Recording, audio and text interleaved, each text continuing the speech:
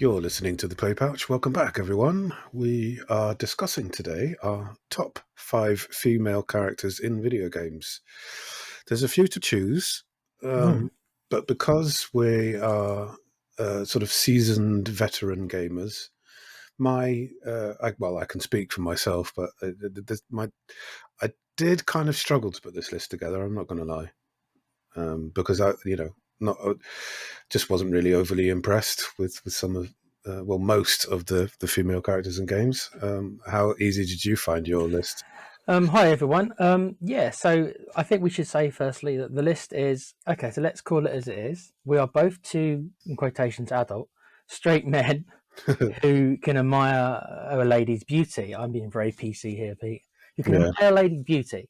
So attractiveness of the character is not just on physical looks, although that has been taken into account to some degree. But yeah. as my list in particular will show you, there's certainly one or two who you would not call beautiful per se. So that has been taken into account. But we are really, honestly, guys, talking about characters as in the whole package, not just a physical lady we might want to have romances Relations. with. Yeah, it's not all about that. Though, of course, because we're guys, there is a small element of that. So, it will Some pop of it as we them see it. will happen to be fit. I mean, Yeah. let's just call it. So And also, at least for my list anyway, there's also impressions they made on me at certain points of my life as well. There's a couple in there that are more retro, which made important aspects to me when I came across them. So yeah, that's also been a part of my list. I've taken that into account as well. yeah. Okay, let's kick off with number 5. Do you want me to go first this time, Pete? Yeah, go for it, man. Okay, so at number 5, I think you've heard of her, Pete. I might have mentioned her once, but it's Yuna. Just Yuna. There's no second name that I can remember. I could be wrong in that, but Yuna from Final Fantasy X, Okay. who technically, for those who've never played it, is not the main character. You do play as her because you play as all the characters. So cause it's a Final Fantasy game, so she's in your group, so you do get to play as her. But technically, as the story goes, she is the hero of the story, even though she is not the main character. She is technically is mostly about her, and she starts off as being a little tropey as far as the JRPG concerned. She's very innocent. She's very sweet, but she's very innocent. She's very soft spoken, and very naive. And it's played that she's very naive. She believes in, and this isn't me knocking religion, so I'm not going to get started on that. But the way the game portrays it, she's very much believes in the religion of the world Spira. Okay. And the religion is called Yevon. So she very much believes everything she's told, right? She doesn't question it. And as the story goes on, I'll try not to make it too long, she comes to realize that those who are the faces of this religion are, the majority of them are corrupt, and the whole religion ends up being kind of being a lie. And lots of people follow the religion, and it's not the people's fault, it's the people in charge who are taking advantage of them and lying to them. So she grows in the story from being this naive, not weak per se, but certainly very naive kind of girl. And I wouldn't say she ever becomes a true kind of badass, but by the end of the game, yeah, she gets like a backbone, strong willed, and ends up, again, it's an old game, she ends up saving the world Spira. And she's the love interest for the character, and it's not a choice kind of thing. It's written into the story, right? So it's a linear story, so it's not like you can say no to her. That's who the character you play as, generally Tidus or Tidus, however it's pronounced.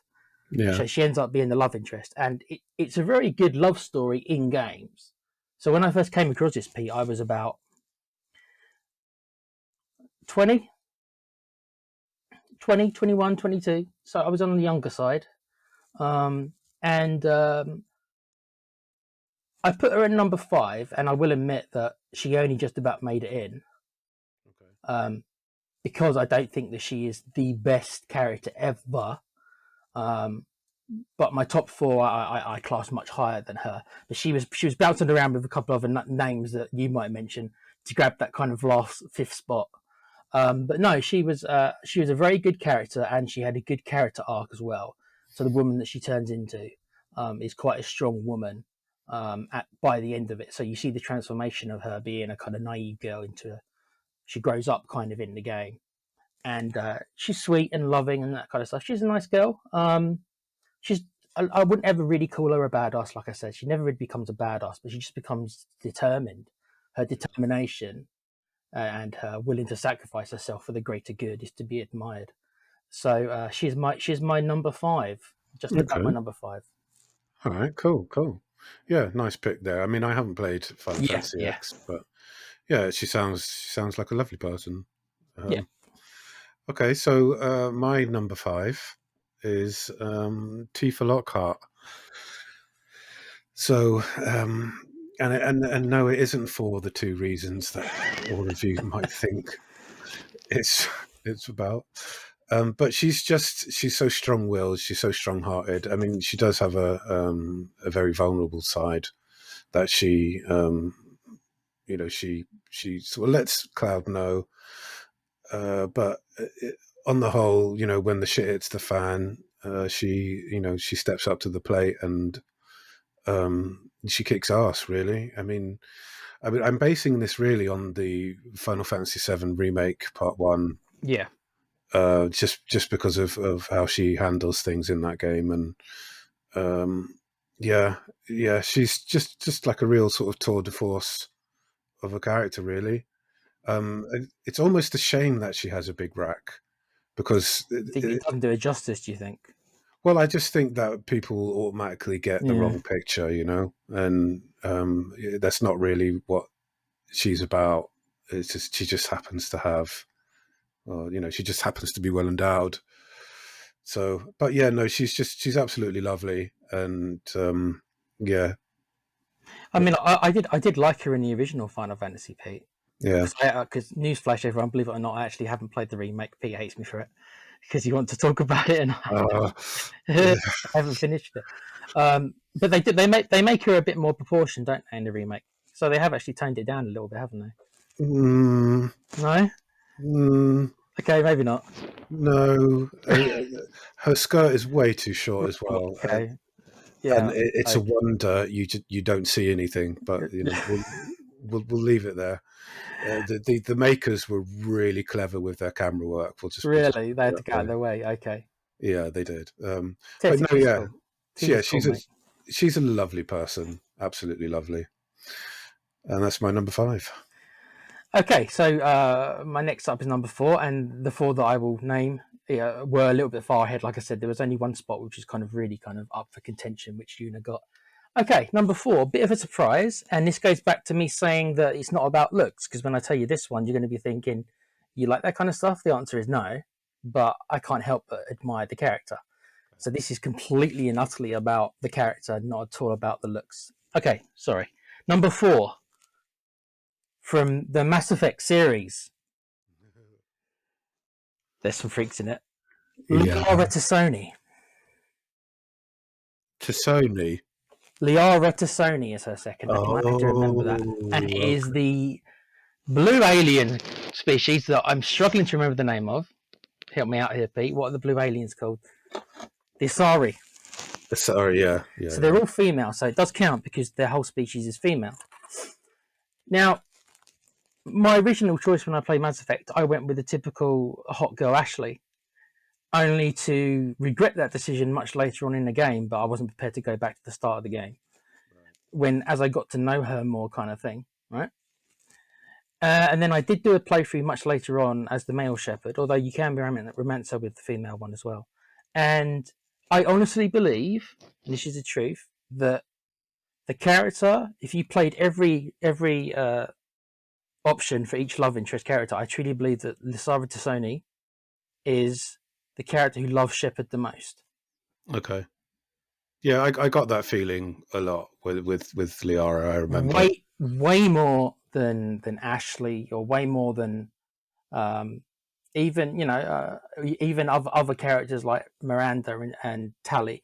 I think they're all good characters, by the way. The Mass Effect has mostly good characters. That's what makes them so good. But I do believe, after reading journals of hers and after seeing all her scenes and playing through the scenes, that she actually is the most loyal to Shepard out of Yeah. all of them. Even though in Yeah. the second game, she is not really in the second game. She takes the role of the power broker, if you remember, Pete. Yeah. Um, Vaguely. Vaguely. so she's actually barely in the second game. But after going through everything, she is the one who I truly believe loves Shepard the most. Plus, also, I do like me the science ladies sometimes. I do like my ladies to have a little bit of intelligence, A bit of geekiness. a little bit, yeah. So whereas Ashley, yeah, Ashley's a badass, and Ashley's the kind of sexy one, and I accept that. In the first game, especially, Ashley is the hot girl. That's it. But when it comes to what's between their head, Liara is this like amazing, clever, a bit geeky, like you say, not as confident, kind of shy girl. And Yeah. I do admit that her character also grows throughout the whole series. She starts believing in herself a bit more, a little bit like Yuna. She starts believing in herself more. So, and that she's my pick because she is a really smart, capable, independent woman um, who is loyal and never treats you quite as badly as like Ashley does. Because if you choose Ashley and you meet her in the third game, in the second game you do meet her and she treats you like a piece of shit. I always felt like Ashley was a bit of a career opportunist more than, you know, she seemed to care more about her career more. Yeah, and she was just, in my opinion, just a much shallower character than Liara. So in the Mass Effect, if you were playing a male Shepard and you wanted those were your real two options, it was Liara or Ashley. So as far as Liara was an easy win for me, although I didn't go for it the first time. I actually had to do another playthrough much later on. I went back to it, and it was Liara all the way, and I felt it was a much better relationship, even though she was a blue alien. Right. Okay. So Okay. Fair enough. there's gonna be comments saying you like to have sex with aliens. Not really. I just think that she's a better character in the Mass Effect. I think she's actually the best actual character, female, for Shepard, for the male Shepard. That's what I think. Yeah. Yeah. No, that's fair enough, man. Yeah. Fuck the haters. That's it, mate. All right. Cool. So my number 4 pick is, this is going to probably be a bit of a shock to you, but it's Senua from Hellblade. I haven't played it, but yeah, I know virtually nothing about her. So yeah, what makes it so good? Yeah, well, okay. So I've played most of the first one, Senua's Sacrifice. Yeah.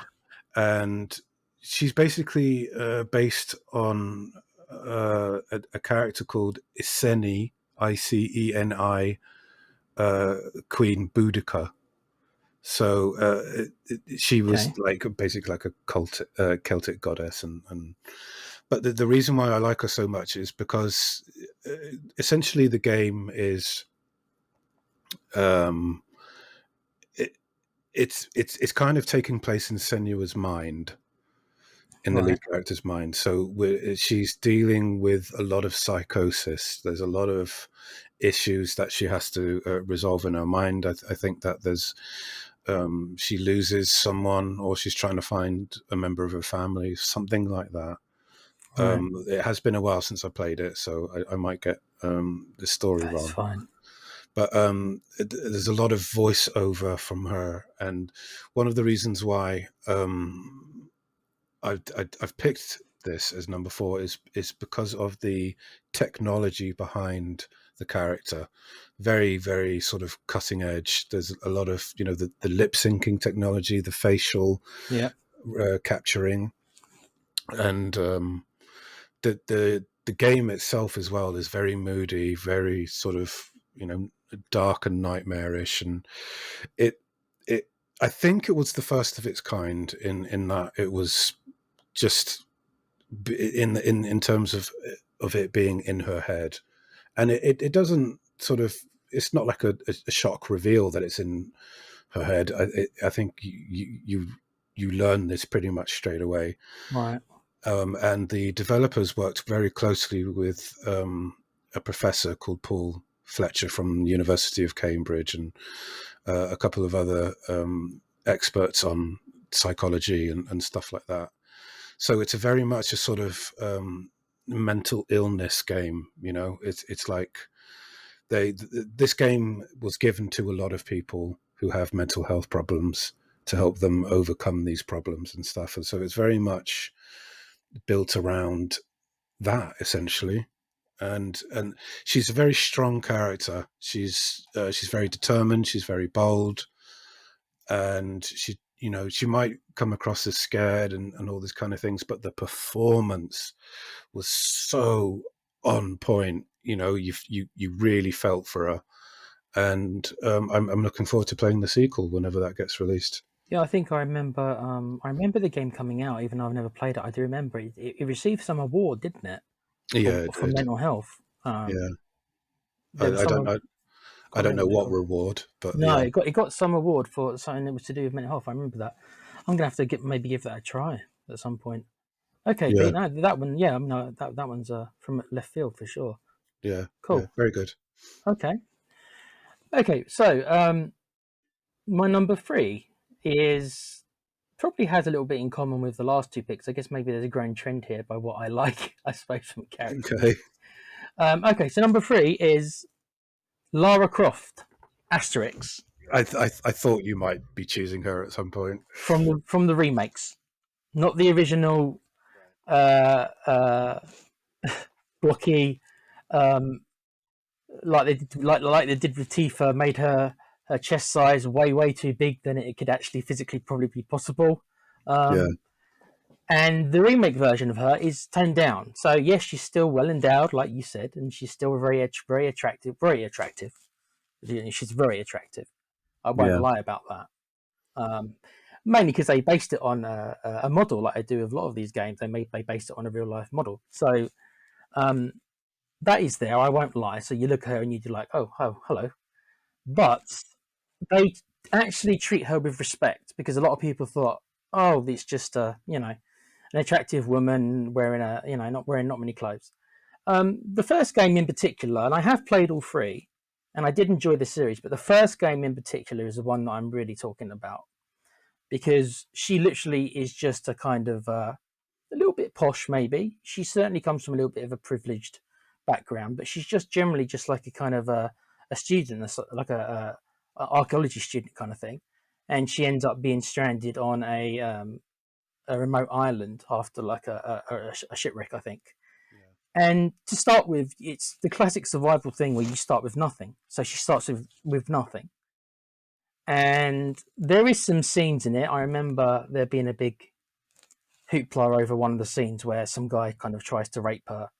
I use the term rape very loosely well, because they're complaining that he gropes her, and yeah, no, he doesn't. he doesn't. No, guys, go back and watch that fucking video. You'll see that his hand doesn't go anywhere No, near. it insinuates that he wants to do that, and maybe he was going to do that. It's an insinuation, Yeah, and maybe that's where the I don't know, but he doesn't. There's no nothing like that, and it's certainly not done in any kind of exploitation way. It's done, and she's repulsed by it, and it's not a particularly nice scene. It's not meant to be a nice scene, but no, it's like he's the idea is he's insinuating that's what's going to happen to her. Anyway, that kind of controversy aside, she has to defend herself, and then she has to start killing people. can I And just, before you carry on, can I just yeah, say yeah, that's really irritating, where the way people complained about that, where it's sort of like a creative sort of narrative type sort of element, and it shouldn't really be frowned upon, and yet people haven't really made a fuss about that I say chick, but that woman from Last of Us 2 being pounded in. no, that's okay apparently Yeah, because apparently it was consensual, even though he is two timing her. If you know the story of The Last of Us, it's like he's already got like a girlfriend who's pregnant at the yeah, time, and that's fine. But that's infidelity is fine. I suppose yeah, that's but this isn't. you So know yeah, double standards, everyone. yeah no Sorry. it's Yeah, fine. It's true. It's valid. It was way overblown. yeah, yeah, And but it was just an excuse for people who to shit on games some more because there's people that there's certain press and everything who just look for an excuse. Um, Anyway, yeah, her character obviously has got to start killing people and stuff like that, and she's a normal girl at this point, so it's not like she loves killing. She doesn't. She by the end of the game, she handles it, and maybe there's a little bit of criticism that maybe she does get used to it a bit too much. I can understand that. I've heard that criticism. Maybe Mm. that wasn't played enough into it, but it is, I suppose, kind of difficult when there's so many enemies. But the thing about that game is she's very vulnerable for the majority of the game, Yeah. and um, the majority of the game, she's not kick-ass Superman. She becomes it by this 2/3 of the way through, and it's quite good at the end of it. There is going to be spoilers here, guys. I mean, it's not. There is. I am going to spoil a little bit, but at the end of the game, she ends up getting her uh, two guns, right? The trademark two guns that she was known for the original games. Yeah. She only gets that right at the end, and then that's when she kind of becomes Lara Croft as you know it. It's like that's kind of what she becomes. And then in the next two games, she's much more determined character. Whereas, but in the first game, the majority of the game, she's in a lot of pain. And I'm not saying that makes her a good character, but they go there where she gets hurt. They don't treat her softly. She gets the absolute shit kicked out of her the whole game. Mm. Physically falling down traps, and do you know what I mean? She physically gets the shit kicked out of her the whole game. Clearly very inexperienced at the start. Yeah. Yeah. But she comes through it, and it makes her a stronger person. And in the next two games, they try to repeat it, but of course it's much more difficult because it's kind of like, well, she's already learned these lessons. They've got to try and get her to learn new lessons, and they do a mixed job of that in the second and the third games. Mm. But for me, the first game, which is the best of the three to me, definitely I think rebooted the Lara Croft character, so she wasn't just the hot girl with the big boobs. She actually has a character now, and it's quite a well-defined character by the end of the first game, and you understand the origins, right? You understand how she made the transition from a vulnerable college girl to kind of a badass survival kind of, she knows how to survive now, stuff like that, and kind of grows up. So again, it's another, like I said, like the kind of Yuna character. There's a little trend there that I seem to like. The girls, you start off vulnerable, and then as the game goes on, they become their final form, so to speak. Hard asses. Yeah. So that's my number three. Maybe not that shocking to you, Pete. No, it was pretty. She was always going to be there for me because I thought they did a really good job in that game. Yeah. So, yeah. Yeah, good. I mean, Epic Games were kind enough to give me the trilogy for free. So at some point, I will probably go and play that if there's nothing else to play, I guess. Yeah, good games. Good games. Yeah. Okay, so my number three is Female Shepherd from Mass Effect trilogy. Right. Okay, Pete. I will jump in here. I have that higher up. Okay. So I'll be brief, and then we can discuss. Yeah. Yeah. So yeah, I mean, the fact that you can play a male or a female shepherd is kind of neither here or there, but the female shepherd just seems to hit home a little bit more for me. In terms of the story. She's very, she doesn't take any shit, and she can be quite empathetic and stuff like that. But I mean, I guess it's kind of fairly difficult if we're going to sort of compare her to the male shepherd. I don't know, but she is just she's a leader. And I kind of feel like she starts off as a leader. I don't think there's much of a learning curve with her character, but she's very much admiring to me in terms of how she deals with situations. And yeah, I mean, it's the choices I made, sure. Yeah. Yeah. I mean, you can either be an arsehole or you can be nice to people, and I always chose to be nice.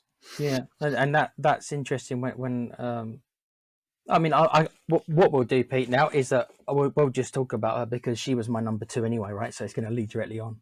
Yeah. So FemShep is my number two, but I have put in my notes Renegade. So I never played the Paragon version. So it's interesting because you played the Paragon version of FemShep, and I played only as the Renegade.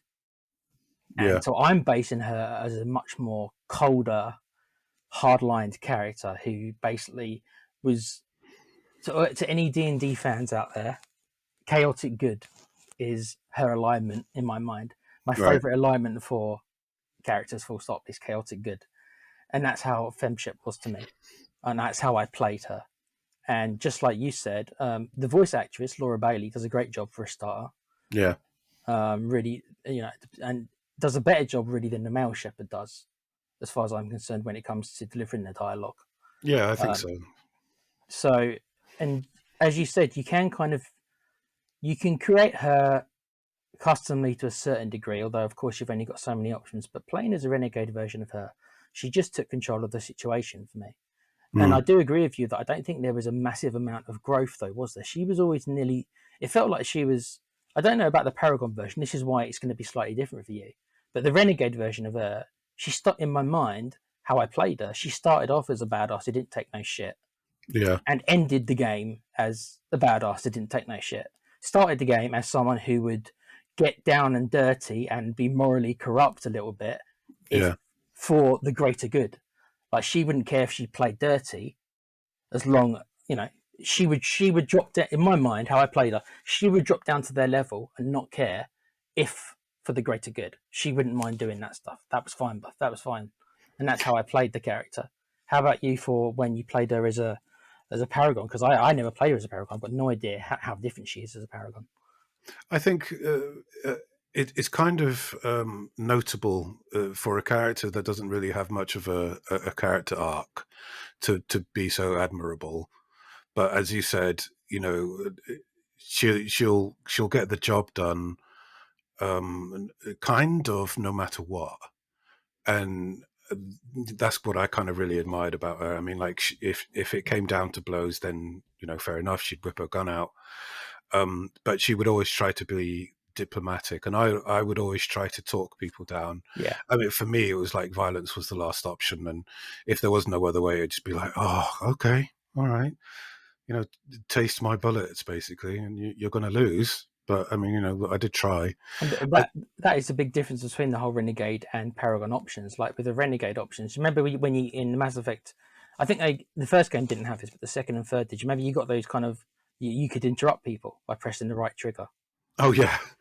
If you play as a Renegade, right, the kind of shit that sometimes that you can do, is questionable, but that's what the character was. As a Paragon, you don't get as many of them. As a Paragon. I take it you were doing that all the time as soon as the option came up. Yeah, every time. I didn't even think, because that was how I role played her character.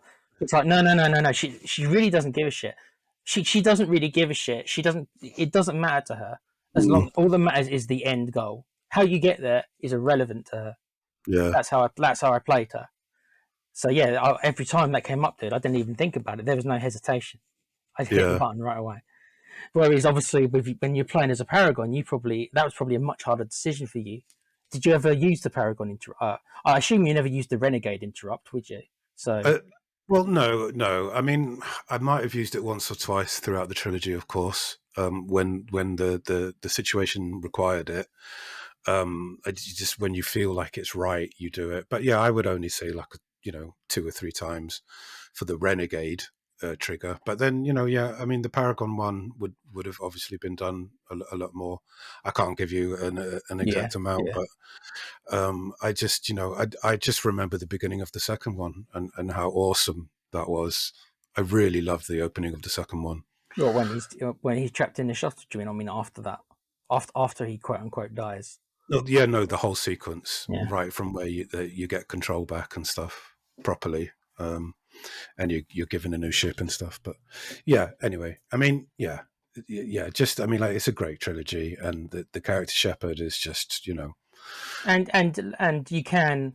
There's enough freedom of choice in the game where you can kind of play them your way. You can't, obviously, there's only so much dialogue and stuff, but as me and Pete have just said, we played her very differently. So we probably had a very different experience playing technically the same character. But there's 2 very different sides of the coin. So we probably have different reasons for why. Like Pete said, it's like a lot of it is based upon the honor and stuff of the actual Shepard character, which I understand, because the male Shepard, because I played the game through like 3 times, the male Shepard I played as a good guy. So those same traits will be there. Yeah. So yeah, the Shepard character, just full stop, to be honest, is just a great character. But for the female one, I've chosen Renegade, and Pete here has done the nice right thing, whereas I've got the cold-hearted bitch character. As you do. As you do, yeah. Um, And okay. that's my number two. So I guess we're back with you, Pete. So who have you got as your number two? Well, yeah, it's Eris, Okay, and unfortunately, I'm going to have to stop you because that's my big choice. So I guess we'll just talk about Eris full stop. Pete's number two and my you, number one. you're And I number guess one. we'll just go all in on lovely Eris, and then Pete, you can give us your number one afterwards, or if you want to do your number one now, and then we can just talk about Eris. It's up to you.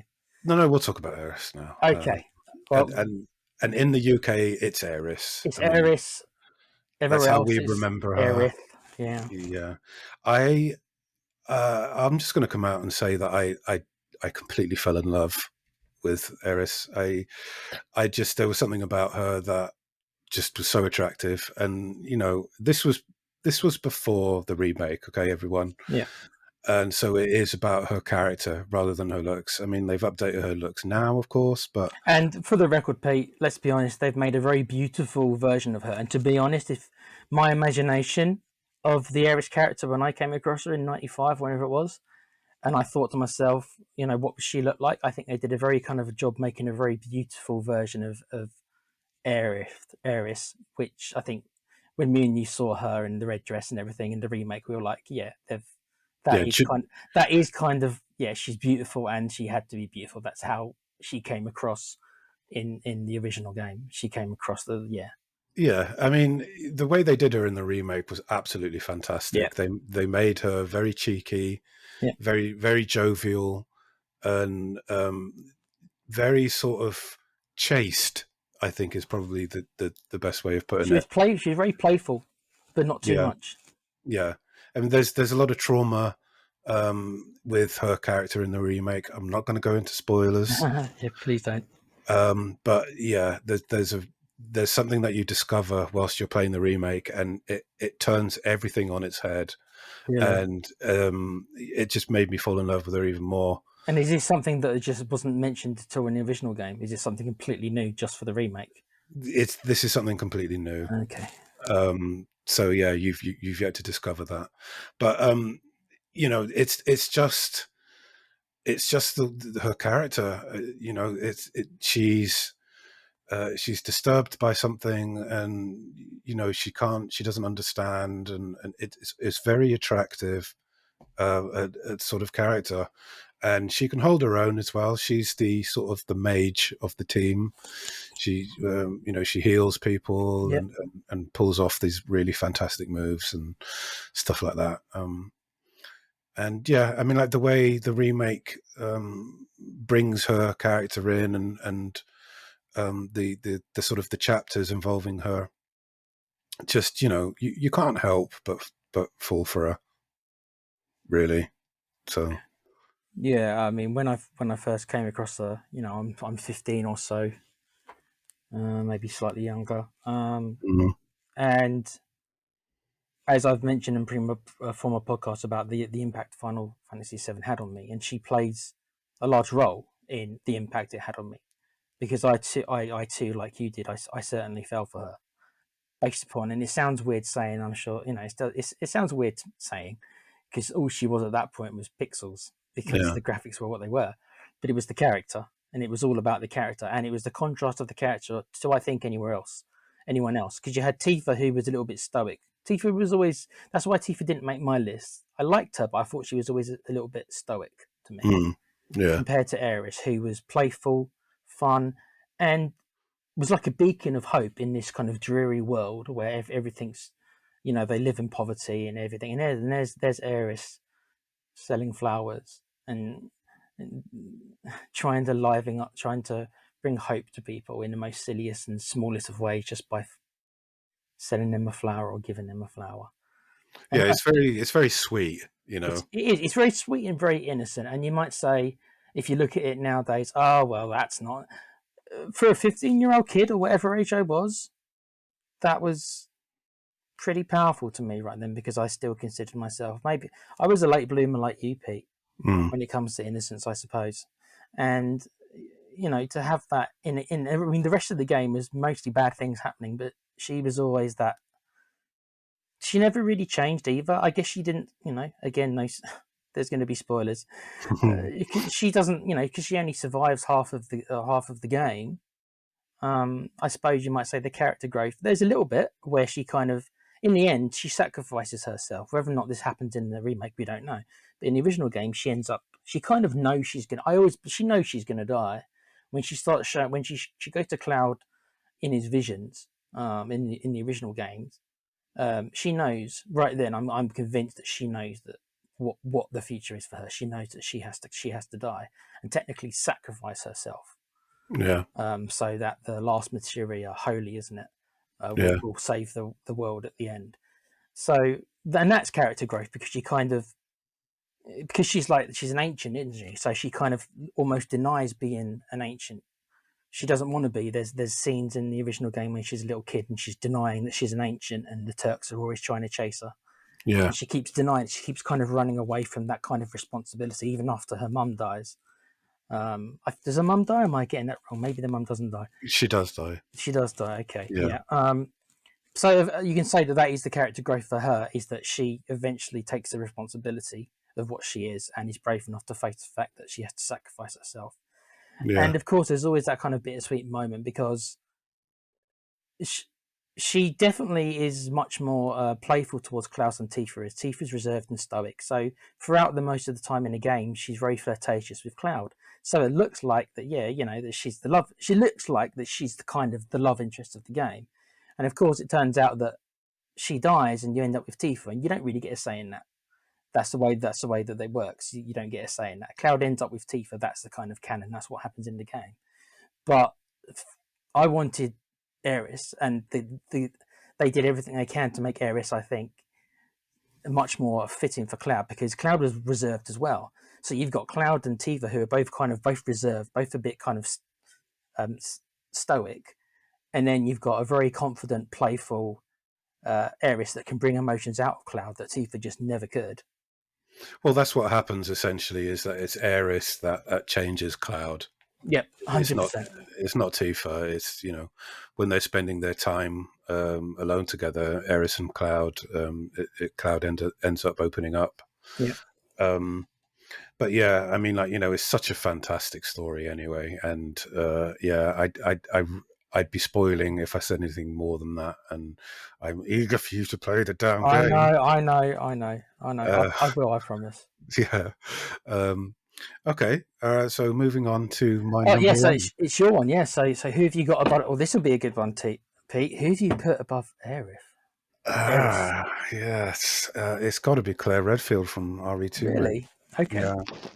I just if I fell for Aeris, I fell for Claire even more. I absolutely adored Claire Redfield, and I think I've completed RE2 more than 3 times. So are you talking about the original or the remake, or is it kind of both? Is it like you liked her in the original, and then once you played the remake, Well, I never played the original. Okay. RE2, so I'm only going from the remake. But yeah, I mean, just she looks beautiful. She's just got a good fiery personality, and she just takes all this zombie infestation in her stride and just deals with it. I mean, that's kind of essentially it. She's just so powerful and attractive. It's okay, Pete. You're allowed to be attracted to girls, believe it or not. Yeah. I'm just trying to think. She was in other games, though, wasn't she? Like, I know that's the one you played, but I'm going over the other Resident Evil. She was in Code Veronica. Did you ever play that? No. I've only played some of the mainline games. But this is the only game so far, at least, with that character model. Right. Because they have changed her. She's, she looks different. The same with Jill. They've changed Jill a few times and stuff. But yeah, this is the character model that I just completely adore. And, along with her personality and stuff, etc. Yeah, just absolutely perfect. And this was touch and go in terms of who was going to take the second spot, who was going to take the first spot. Was it close? It was really close, but I think in the end, because it's a lot more fresher in my mind, and I completed the game a lot more, times, it's got to be Claire. So, yeah, All right, Claire Redfield. Well done, Claire. You've won Pete's heart. yeah, totally, bruv. Just absolutely stunning. No, I haven't played. I haven't played the remake, so I've only got really. I mean, I have seen the model, and I do agree she's hot, but I've Yeah. only really played the original one, of course, with the graphics. But Oh, it's such a good game, bro. It's such a good game. again, it's my list of games that I want to play is triple figures now, so it's on the list to get there. I'll get there in 10 years' time. Right. So, do we have any honourable mentions? Anyone who? I mean, I've got a couple that didn't quite that fought with Yuna to get that number 5 spot. Did you? You got any? I think the number 5 slot was a toss between Tifa and Bonnie McFarlane from Red Dead Oh, Redemption Red Dead. 1 and 2. I thought that Bonnie was a very strong, independent character, and I really appreciated the way she sort of, in the first one, she helps what's his name, the main character you play, John sort of, Marston. Yeah, get back on his feet, that's and right. Yeah. and how she's featured in the second one as well, which is pretty cool. Yeah, other than that, not really. I didn't have any other mentions. How about you? Okay, bear with me. Got a few. Yeah. Okay, so Lilith from Borderlands. Okay. This is the character growth because of Borderlands is a comedy game. Really, is a comedy game. It's hard to take her character too seriously, but I really enjoy playing as Lilith, and her character growth is that she was just one of the 4 main members of. I remember the name of them, the first game, and then she ended up being the big leader. Yeah. So there is character growth there, but that was more because she was just powerful. I'm surprised, Pete, that Miranda from Mass Effect did not get in your list. Uh, she's not in it enough for me to be able to sort of warrant, a good judgmental and analytical point of view with her. I mean, Honestly, Pete, I expected Miranda. I was like 100% that I knew. I really thought Miranda was going to be in your top 5. Maybe not top 2 or 3, but she would be making a 4th or 5th. I'm surprised that she never made it into your list. Damn, dude. yeah. Well, I mean, Jack was close. I'm not going to Oh lie. yeah. But no, yeah. I mean, she wasn't really involved in the trilogy enough for me to make an opinion. Unfortunately, basically, I wish she was in it a lot more, but she's not. She ends up being sidelined, and Yeah, she's only in one of the 3 games. You're right. The 3rd game, she gets 1 scene. yeah. A couple of others I'll just knock off quickly. Tali from Mass Effect. I liked her character. Again, she's another. My alien fetish is going crazy, but she's another weird looking alien. You don't really see what she looks like, but I like the character. Yeah. I like most of the Mass Effect characters. There's a game called Wild Arms Free. A lady called Virginia, not to get carried away with something else. Most people have no idea who that is, and I know you don't, Pete, because it's an old JRPG. Okay. I've got Tifa there. She was kind of bouncing around there. My choice of words there, Nick. Excellent. This one will be interesting. These 2 names are on my list, or didn't quite get to the top 5. Yennefer and Ciri from The Witcher 3. Fuck's sake. Neither one of us had any of The Witcher 3 lady characters in our top 5s. God. Oh my God. What's wrong? Yennefer or Ciri, I've got them both as honourable mentions. Yeah, okay. Yeah, Ciri should have been on the list. Oh my God, Pete, did you forget about her? I might have. Wow. But never mind. I mean, she's We'll absolutely do an fantastic. updated version at some point in the future. You can add her then. Yeah. And to finish it off, 2 characters from The Last of Us for me. Ellie, who, there's a lot of growth there, and she's a good character. In the first game, in the second game, they destroy a character, but that's another podcast. In the second one doesn't exist for me, bro. Yeah. And Tess, who has quite a small role in The Last of Us, but she's a very good character, and I really wish she survived longer. I really do, because I thought that she was a really good. I reckon they could have done a lot more of the game with both Tess and Joel and Ellie before they killed Tess off after the first couple of hours. Again, sorry for the spoilers, guys, but come on, it's an oldish game. It's right at the front of the game. Doesn't matter. And that's it. Those are my honourable mentions. There we are. Yeah, I am actually gutted that Yennefer or Ciri never entered my Would you have mind. put them both in, or just Siri? I think I'd probably have put both Wow, bruv. because Yennefer is just like Yeah, no fucks given type yeah, of yeah. character, and her being a witch, and the fact that she's infertile, I think just literally enforces her. You know, She's Yennefer can be cold, but you know what with her, you know what you're getting with her. There's no yeah, kind of yeah, it's she's very straight shooting, dude. Russian in terms Yeah, of personality, but yeah, there's and then Siri obviously is just like literally like a just little cutie, isn't she, Siri? yeah, she's just absolutely fantastic. She kicks ass, and The next game, Pete Witcher 4, she's got to be the main character now. I bloody hope so. I Yeah, bloody hope so. We'll see. yeah. But that's going to wrap up our episode, everyone. I hope you enjoyed our musings on top female characters. What is your list? Please let us know in the comments below. Yep. That would be amazing. And if you could also hit that subscribe button, that thumbs up button, the clicking of the bell, and all that kind of thing. Give it a good old slap. And we'll see you next time. Take care, everyone. See ya.